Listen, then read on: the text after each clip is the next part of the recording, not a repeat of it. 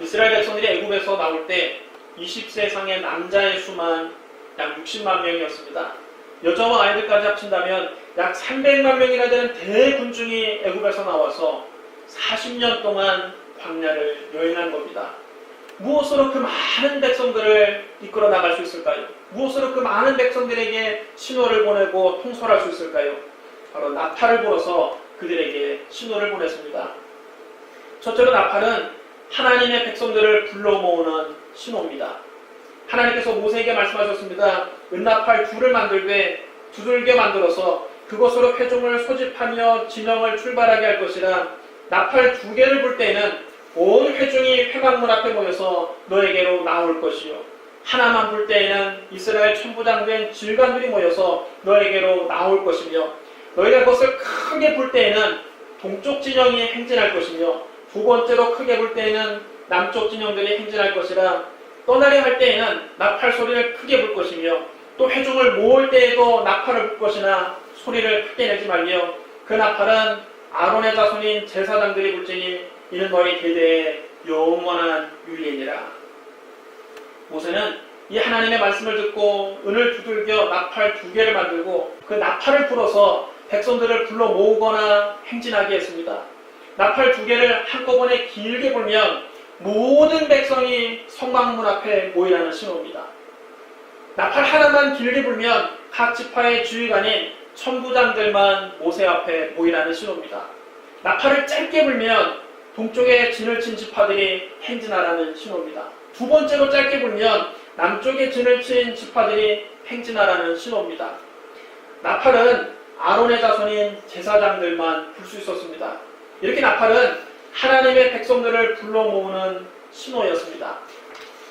장차 그리스도께서 이 세상에 다시 오실 때에도 큰 나팔 소리가 울려 퍼질 것입니다.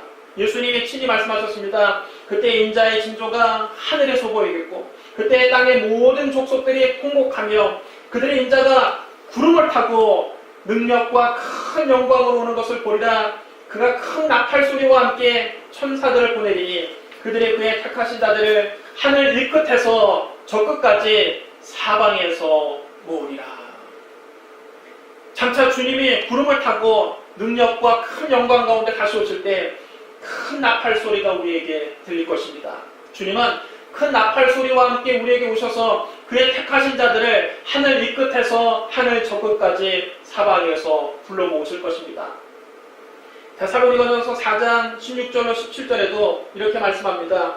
주께서 호령과 천사장의 소리와 하나님의 나팔 소리로 친히 하늘로부터 강림하시리니 그리스도 안에서 죽은 자들이 먼저 일어나고 그 위에 우리 살아남은 자들도 그들과 함께 구름 속으로 끌어올려 공중에서 주를 영접하게 하시리니 그리하여 우리가 항상 주와 함께 있으리라. 주님께서 호령과 천사장의 소리와 하나님의 나팔 소리로 하늘로부터 강림하실 때 그리스도 안에서 죽은 자들이 무덤문을 열고 다 다시 살아나게 될 것입니다. 주님이 다시 오실 때까지 우리가 살아남아 있다면 우리도 호련히 변화되어서 구름 속으로 끌어올려져 공중에서 주님을 영접하게 될 것입니다. 그때부터 우리는 항상 주님과 함께 있게 되는 것입니다. 고린도전서 15장 51절로 54절에서도 이렇게 말씀합니다. 보라 내가 너희에게 비밀을 말하노니 너희가 다 잠잘 것이 아니요 마지막 나팔에 순식간에 호련히 다 변화되리니 나팔 소리가 나매 죽은 자들이 썩지 아니할 것으로 다시 살아나고 우리도 변화하리라. 이 썩을 것이 반드시 썩지 아니할 것을 입겠고 이 죽을 것이 죽지 아니함을 입으리로다. 이 썩을 것이 썩지 아니함을 입고 이 죽을 것이 죽지 아니함을 입을 때에는 사망을 삼키고 이기리라고 기록된 말씀이 이루어지리라. 여러분 딸이 수월합니다. 마지막 나팔에 순식간에 호련히 다 변화되리니 그리스도의 재림을 알리는 마지막 나팔이 울릴 때 우리는 순식간에 호련히 다 변화될 것입니다. 그때 우리는 이 썩어질 육신의 몸을 벗어버리고 영원히 썩지 아니할 신령한 몸으로 변화되어서 주님과 함께 영원히 살게 될 것입니다. 마지막 나팔 소리가 울려 퍼질 때 여러분의 이름이 모두 불려지기를 주님의 이름으로 축원합니다. 둘째로 나팔은 출전을 알리는 신호였습니다. 민수기 10장 9절 말씀 우리 같이 읽겠습니다. 우리 9절 말씀 같이 읽겠습니다. 시작. 또 너희 땅에서 너희가 자기를 압박하는 대적을 치러 나아갈 때에는 나팔을 크게 불지니 그리하면 너희 하나님 여호와가 너희를 기억하고 너희를 너희 대적에게서 구원하시리라. 이스라엘 백성들이 전쟁에 나아갈 때도 나팔을 불었는데 그때는 나팔을 크게 불어야 했습니다. 그러면 하나님이 그들을 기억하시고 그들을 원수에게서 구원해 주시겠다고 약속하셨습니다. 이스라엘 백성들이 40년 광야 생활을 마치고 드디어 적과 꿀리는 가나안 땅에 들어갔을 때입니다. 그들은 여호수아의 지도 아래 요단강을 건너갔습니다. 어저께는 제사장들의 발이 물에 잠기자 위에서부터 흘러내리던 물이 뚝이 가로막힌 것처럼 멈춰 쌓였습니다. 이스라엘 백성들은 마른 땅을 밟고 요단강을 건너갔습니다.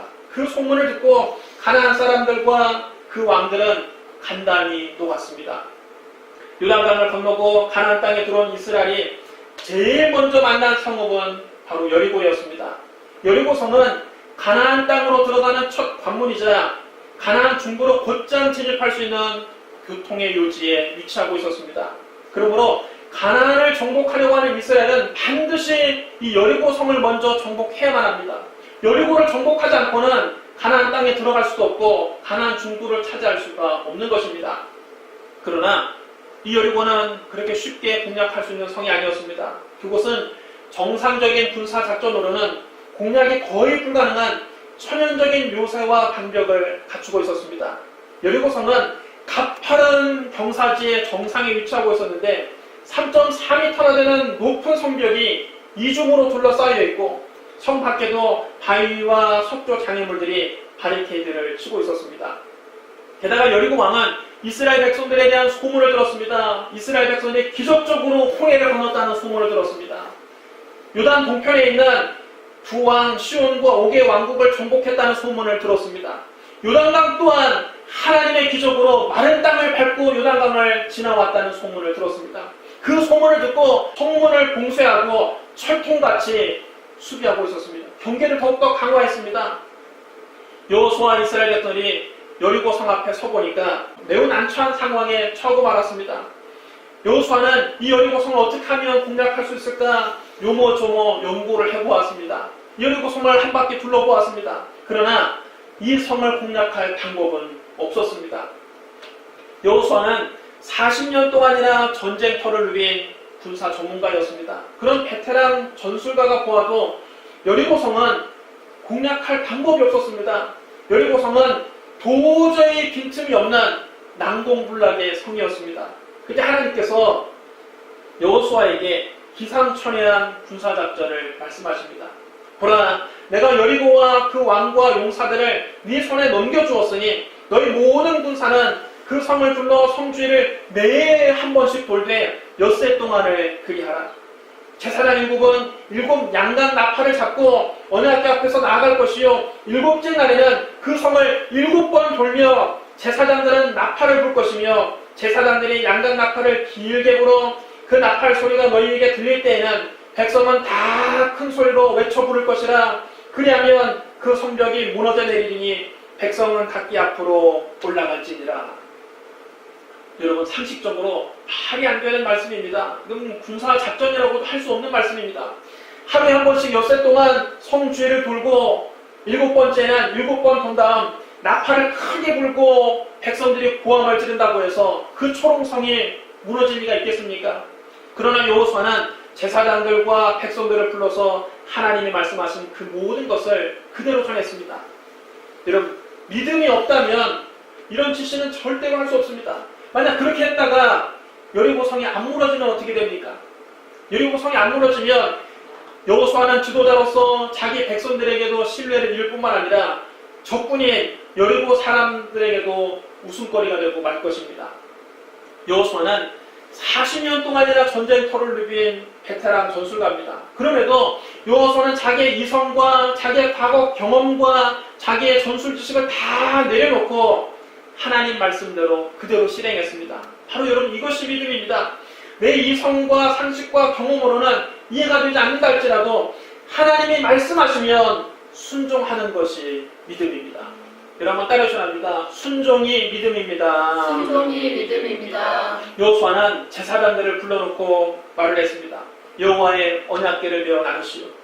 제사장 7분은 양각 나팔을 잡고 언약궤 앞에서 나팔을 불며 행진하시오.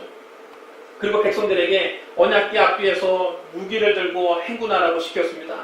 여호수아가 백성에게 말하기 마치자 나팔을 가진 7명의 제사장들이 여호와 앞에서 행군하기 시작했고 행군과 동시에 나팔을 불기 시작했습니다. 그 뒤에는 여호와의 언약궤를 든 제사장들이 뒤따랐고 무기를 든 군인들은 제사장 앞뒤에서 그들을 호위했습니다. 이때 여호수아는 백성들에게 아무 소리도 내지 말라고 명령했습니다.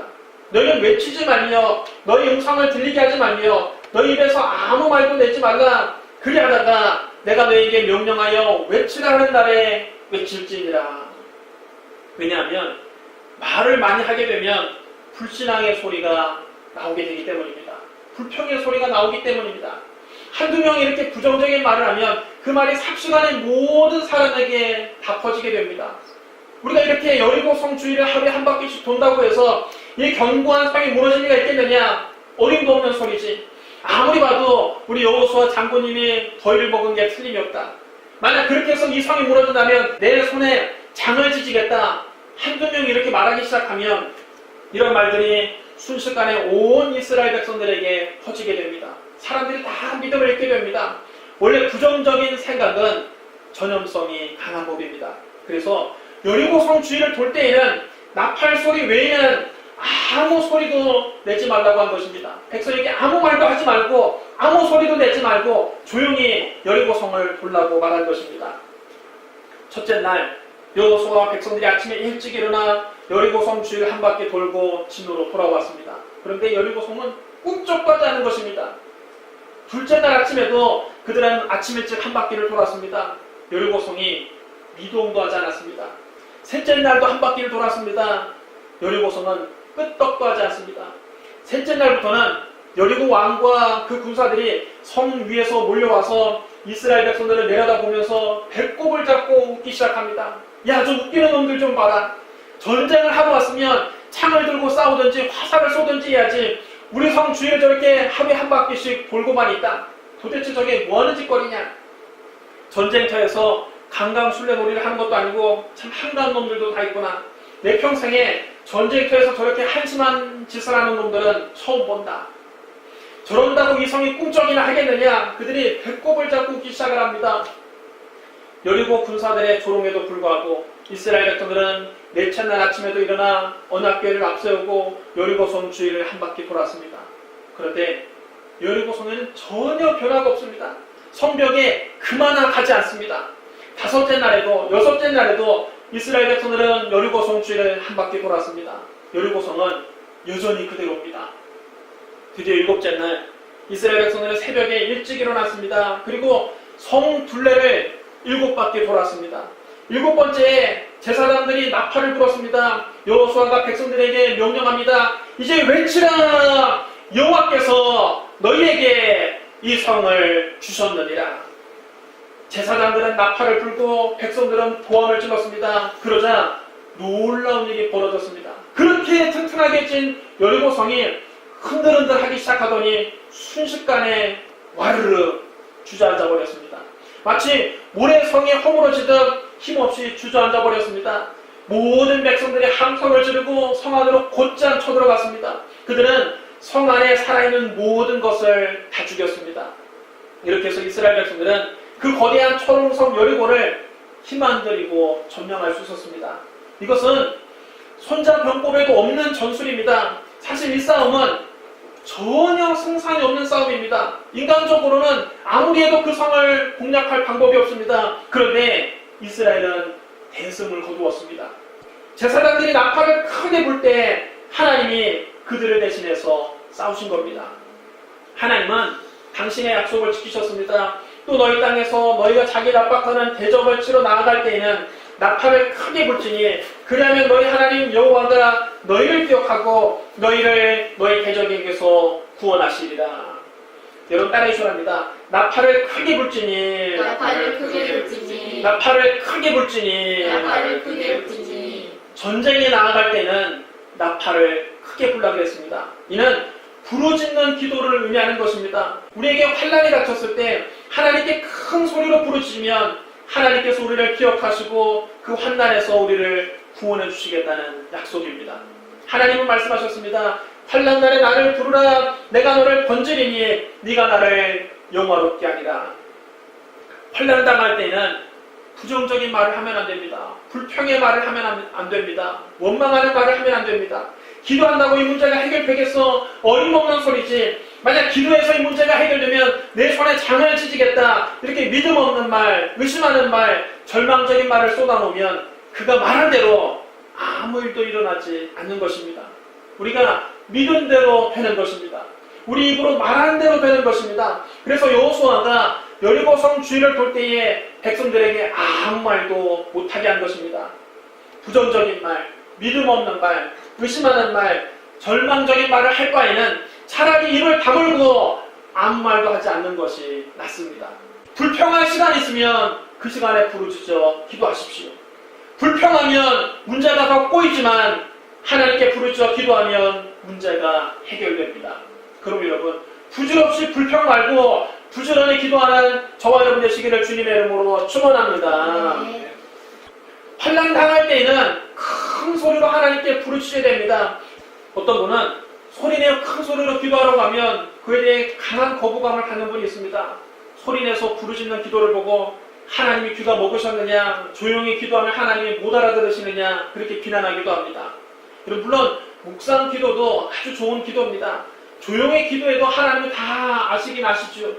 버스를 타고 갈 때나 지하철을 타고 갈 때나 여러 사람이 있는 공공장소에서 소리내어 기도할 수 없을 때 조용히 눈을 감고 묵상으로 기도하는 것도 좋습니다. 묵상 기도도 기도를 아예 안 하는 것보다는 낫습니다. 그러나 간절함이 부족한 것입니다. 때로는 우리가 소리내어 부르짖어야만 할 때가 있습니다. 특별히 삶의 큰 문제를 만났을 때, 환난을 당했을 때는 큰 소리로 부르짖어야 됩니다. 교회 나와서 성전에 와서 하나님께 부르짖어 기도해야 됩니다. 부르짖으라는 것은 애타게 기도하라는 뜻입니다. 간절하게 기도하라는 뜻입니다. 하나님, 응답을 주시려면 주시고 말려면 마십시오. 여러분, 이런 마음으로는 하나님의 응답을 받을 수 없는 것입니다. 애타는 마음으로 간절하게 부르짖을 때 하나님의 응답을 얻을 수 있습니다. 성경에는 조용히 묵상으로 기도하라는 말씀보다 소리내어 부르짖으라는 말씀이 훨씬 더 많습니다. 예레미야 29장 12절로 13절에 너희가 내게 부르짖으며 내게 와서 기도하면 내가 너희의 기도를 들을 것이요 너희가 온 마음으로 나를 구하면 나를 찾을 것이요 나를 만나리라. 예레미야 33장 3절에서도 너는 내게 부르짖으라 내가 내게 응답하겠고 네가 알지 못하는 크고 은밀한 일을 너에게 보이리라. 시편 3편 4절에서도 내가 나의 목소리로 여호와께 부르짖으니 그의 성산에서 응답하시는도다. 시편 18편 6절에서도 내가 환난 중에서 여호와께 하려며 나의 하나님께 부르짖었더니 그가 그의 성전에서 내 소리를 들으시며 그의 앞에서 나의 부르짖음이 그의 귀에 들렸도다. 시편 77편 1절에서도 내가 내 음성으로 하나님께 부르짖으리니 내 음성으로 하나님께 부르짖으면 내게 귀를 기울이시리로다. 여러분 이것 보십시오. 우리가 간절히 부르짖어야 하나님이 그 소리를 들으시고 응답하십니다. 전쟁이 났을 때에는 나팔을 크게 불어야 하는 것처럼 우리가 환난을 당했을 때에는 하나님께 부르짖어 기도해야 됩니다. 그러므로 하나님께 부르짖어 기도함으로 하나님의 구원을 체험하는 저와 여러분이 되시기를 주님의 이름으로 축복합니다. 셋째로 나팔은 기쁨의 제사를 드리는 신호였습니다. 민수기 10장 10절 말씀 우리 같이 읽겠습니다. 10절 말씀 우리 큰 소리로 함께 읽겠습니다. 시작. 또 너희 기락의 날과 너희가 정한 절기와 초하루에는 번제물을 드리고 화목제물을 드리며 나팔을 불라 그로 말미암아 너희 하나님이 너희를 기억하시리라. 나는 너희 하나님 여호와니라. 기락의 날은 기쁨의 날을 말하는 것입니다. 이스라엘 백성들은 기쁜 일이 생겼을 때 나팔을 불고 하나님께 번제와 화목제를 드려 감사했습니다. 히브리력으로 7월 1일 나팔절에도 나팔을 불어서 그날을 기념했습니다. 레위기 13장 23절로 25절에 이렇게 말씀합니다. 여호와께서 모세에게 말씀하여 이르시되 이스라엘 자손에게 말하여 이르라. 일곱째 달 곧 그 달 첫날은 너희에게 쉬는 날이 될지니 이는 나팔을 불어 기념할 날이요 성회라. 어떤 노동도 하지 말고 여호와께 화제를 드릴지니라. 우리도 기쁜 일이 생기면 큰 소리로 하나님께 찬양하며 감사해야 됩니다. 야고보서 5장 13절에 이렇게 말씀합니다. 너희 중에 고난당하는 자가 있느냐? 그는 기도할 것이요 즐거워하는 자가 있느냐? 그는 찬송할지니라. 여러분 따라주랍니다. 너희 중에 고난당한 자가 있느냐? 너희 중에 고난당한 자가 있느냐? 그는 기도할 것이요 그는 기도할 것이요 즐거워하는 자가 있느냐? 즐거워하는 자가 있느냐? 그는 찬송할지니라. 그는 찬송할지니라. 성도는 고난당할 때는 하나님께 부르짖어 기도하고 즐거운 일이 생겼을 때는 하나님을 찬송하면서 감사하는 것입니다. 초대교회 성도들은 모일 때마다 항상 하나님을 찬미했습니다. 사도행전 2장 46절로 47절에 이렇게 말씀합니다. 날마다 마음을 같이하여 성전에 모이기를 힘쓰고 집에서 떡을 떼며 기쁨과 순전한 마음으로 음식을 먹고 하나님을 찬미하며 또 온 백성에게 칭송을 받으니 주께서 구원받는 사람을 날마다 더하게 하시니라. 여러분 따라해 주랍니다. 하나님을 찬미하며 하나님을 찬미하며 하나님을 찬미하며 하나님을 찬미하며 하나님을 찬미하는 것은 모든 영광을 하나님께 돌리는 것입니다.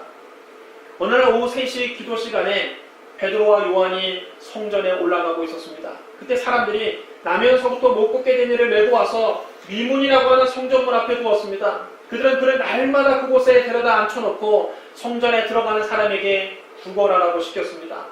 나면서 못 걷게 된 사람은 미문에 앉아서 베드로와 요한이 성전에 들어가는 것을 보고 그들을 향해 구걸했습니다. 한 푼만 줍시오, 한 푼만 줍시오. 베드로가 그를 눈여겨보고 말했습니다. 우리를 보라. 그 못 걷는 사람이 그들에게서 무엇을 얻을까 싶어서 그들을 빤히 쳐다보았습니다. 이 사람들이 나에게 무엇을 줄까? 금전을 줄 것인가? 은전을 줄 것인가? 동전이라도 몇 푼 던져주겠지. 이렇게 잔뜩 기대를 하고 있었습니다. 그때 베드로가 그에게 말했습니다. 은과 금은 내게 없거니와 내게 있는 이것을 너에게 주노니 나사렛 예수 그리스도의 이름으로 일어나 걸으라. 그리고 그의 오른손을 잡아 일으켰습니다. 그 즉시 발과 발목에 힘을 얻어서 그는 벌떡 일어났습니다. 태어나서 한 번도 걸어본 적이 없는 사람이 일어서서 걷는 기적이 일어난 것입니다. 그는 너무 기뻐서 걷기도 하고 뛰기도 하며 하나님을 찬송했다는 것입니다. 이렇게 기쁜 일이 생길 때에는 하나님을 찬송하는 것입니다. 하나님을 찬송하는 것은 모든 영광을 하나님께 돌리는 것입니다. 하나님을 찬송하는 것이 곧 예배입니다. 그러므로 여러분도 날마다 하나님을 찬미하는 예배를 드리시기를 주님의 이름으로 축원합니다. 사랑하는 성도 여러분, 나팔은 하나님의 백성들을 불러 모으는 신호입니다. 장차 우리 주님이 다시 오실 때 큰 나팔 소리로 당신의 택한 백성들을 하늘 이 끝에서 저 끝까지 사방에서 불러 모으실 것입니다. 마지막 나팔 소리가 울려 퍼질 때 여러분 한 사람도 예외 없이 여러분의 이름이 다 불려지기를 주님의 이름으로 축원합니다. 전쟁에 나아갈 때는 나팔을 크게 불어야 합니다. 우리도 환난 당할 때에는 하나님께 큰 소리로 부르짖어야 됩니다. 우리가 부르짖어 간절히 하나님을 찾을 때 하나님 우리를 기억하시고 그 환난 가운데서 우리를 건져주시는 것입니다. 기쁜 일이 생겼을 때에도 하나님의 백성들은 나팔을 불어서 하나님을 찬송했습니다. 우리도 기쁜 일이 생겼을 때 입을 싹 씻고 모른 척하면 안 됩니다. 하나님께 간절히 기도하고 난 다음 응답을 받고 난 다음에는 입술을 싹 씻고 모른 척하는 사람이 있습니다. 그래서는 안 됩니다. 입을 크게 열어서 하나님을 찬양하며 하나님께 감사해야 됩니다. 그러므로 고난당할 때에는 하나님께 부르짖어 기도하고 즐거운 일이 생겼을 때에는 하나님을 찬송하는 저와 여러분 되시기를 주님의 이름으로 축원합니다. 기도하겠습니다. 사랑과 은혜가 풍성하신 하나님 아버지, 하나님 살아계셔서 우리의 기도를 들으시고 응답해 주시니 감사합니다. 마지막 나팔 소리가 울려 퍼질 때 우리 성도들 모두 다 그 이름이 불려지게 하여 주시옵소서. 장차 오실 예수님을 공중에서 맞이하게 하여 주시옵소서. 하나님, 우리가 이 세상을 살면서 여러 가지 환난 당할 때 있습니다. 고난 당할 때 있습니다. 우리가 부르짖어 기도할 때 하나님 우리의 음성을 들으시고 우리를 기억하시고 구원하여 주시옵소서. 하나님, 우리가 즐거운 일을 당할 때에도 하나님께 감사하며 찬송합니다. 우리의 감사와 찬송을 받아 주시옵소서. 모든 영광 주님 홀로 받아 주시옵소서. 예수님 이름으로 감사하며 기도드리옵나이다. 아멘.